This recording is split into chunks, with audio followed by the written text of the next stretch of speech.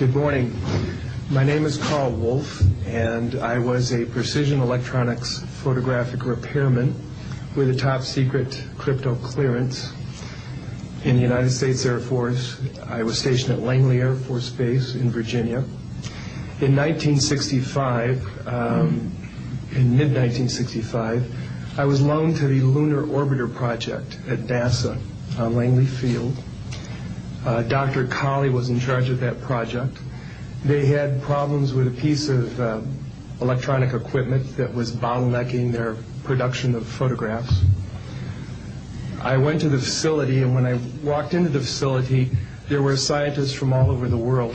I was stunned, actually, to see people at a NASA project from all over the world. It didn't make any sense to me initially. I was taken into the laboratory where the equipment was malfunctioning. I couldn't repair it in the dark. I asked to have it removed. Airman second class was in the dark room at that time. I was also an airman second class. I was interested in how the whole process functioned, how the data got from the lunar orbiter to the laboratory. I asked the young man if he described the process to me. He did. About 30 minutes into the process, he said to me, in a very distressed way, by the way, we've discovered a base on the backside of the moon. And then he proceeded to put photographs down in front of me, and clearly in these photographs were structures, mushroom-shaped buildings, spherical buildings, and towers. And at that point, I was very concerned because I knew we were working on compartmentalized security. He had breached security, and I was actually frightened at that moment. And I did not question him any further. And a few moments later, someone did come into the room. I worked there for 3 more days, and I remember going home and naively thinking, I can't wait to hear about this on the evening news. And here it is, more than 30 years later, and I hope we hear about it tonight. And I will testify under oath before Congress that what I'm saying is the truth.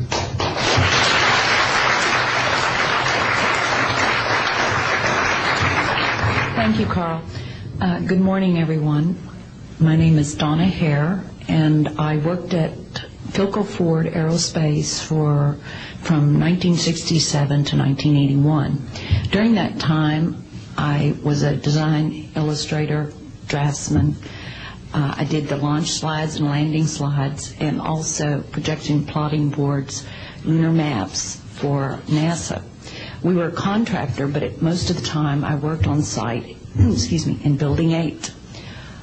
I had the opportunity to do extra work during downtime, which was between missions, and I walked into a photo lab, which was the NASA lab across the hallway. I had a secret clearance, which is not that high, but I was able to go into restricted areas, which this was. At the time, I was talking to one of the techs in there, and he drew my attention to a photograph, a NASA photograph. It had a dot on it, and I said, what is that? Well, he drew my attention to it, and I said, is that a dot on the emulsion? And he said, and he's smiling, and he has his hands crossed, and he said, round dots on the emulsion don't leave round shadows on the ground. And this was an aerial photograph of the Earth, I'm assuming the Earth, because it had pine trees on it, and the shadows of the craft, or whatever it was, were in the same angle as the trees. And by its very nature, UFO, and I wanted to clarify that to a gentleman that was talking to me, means unidentified. So I did not know what this was. But I realized at this point that it's very secret, that it was kept secret, because I asked him, what are you going to do with this piece of information? And he said, we always airbrush these out before we sell them to the public. So they're pesky little creatures appearing on this photograph they wanted to get rid of. After that, I decided I would ask questions to other people that worked there. And I found that I had to ask them away from the site and not on site. A guard told me that he was asked to burn some photographs and not to look at them. And there was another guard guarding him, who was in green fatigues, watching him burn the photographs. And he said he was too tempted. He looked at one, and it was a picture of a UFO, and he was very descriptive. I can go into that later with anyone. He immediately was hit in the head, and he had a big gash in his forehead. He was knocked out, and he's terrified, so he would have to be protected. Another incident, I knew someone in quarantine with the Apollo astronauts. He told me that the Apollo astronauts saw craft on the moon when we landed.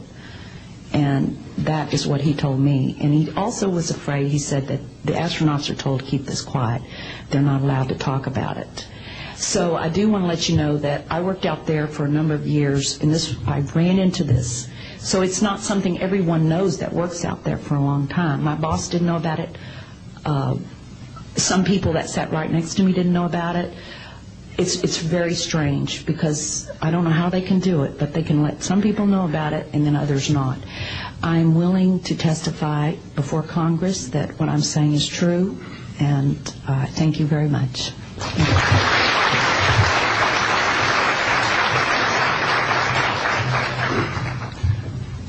Good morning, ladies and gentlemen, and members of the press. My name is Larry Warren. 20 years ago, in 1980, I was a security specialist assigned to RAF Bentwaters, Woodbridge, NATO Air Force facilities in Suffolk, East Anglia. I had a secret security clearance. I guarded our backline nuclear weapons that were stored there at the time without the knowledge of the people of Great Britain. I went through a portion of a 3-night UFO event where objects made incursions over our WSA, fired pencil-thin beams of light into them, and adversely affected the ordnance, possibly.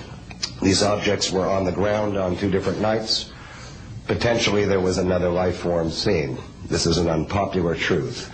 These events were of extreme defense significance to not only Her Majesty's government, but this government as well, and they are still shrouded in secrecy.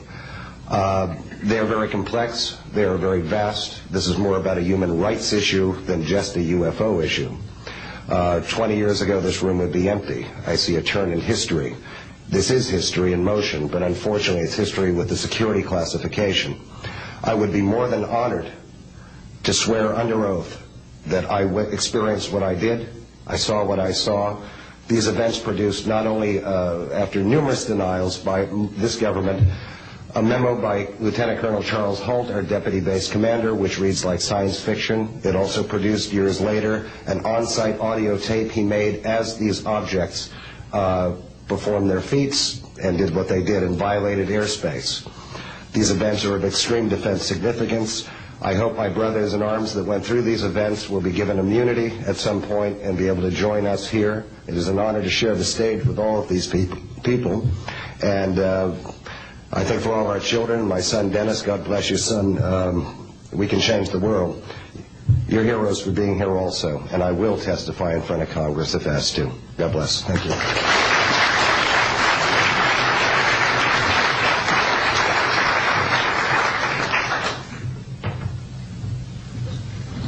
Hi, my name is George Filer III. The reason I'm here is because George Filer V is in the hangar and will be born on Friday. And I'm a retired intelligence officer and flyer with almost 5,000 hours, and I didn't believe in UFOs until London Control called us in the winter of 1962 and asked us, would we chase one? And we said, sure. So we let down from 30,000 feet to 1,000 feet where the UFO was hovering, and we went into a steep dive and actually exceeded the red line of the aircraft. So it's kind of dangerous chasing UFOs. In any case, I was able to get the UFO on the aircraft radar at about 40 miles, and we could see a light out in the distance, and as we closed, we kept on picking up this radar return. The point I'm mentioning that the radar return was very distinct and solid, indicating it was some kind of a metallic object. We got about a mile from the UFO, and it kind of lit up in the sky and went off into space, very similar to what the shuttle looks like when it takes off. Later on, I was working in intelligence. In Vietnam, I briefed General Brown about UFOs. When I was in 21st Air Force, McGuire Air Force Base, briefed General Glau about a UFO over Tehran, Iran in 1976. That 2 F-4s from the Iranian Air Force had taken off and try to intercept the UFO. And when they turned on their fire control systems, they immediately went out. All the electrical systems went out. The planes had to return to base. This was particularly significant because it was also picked up on satellite.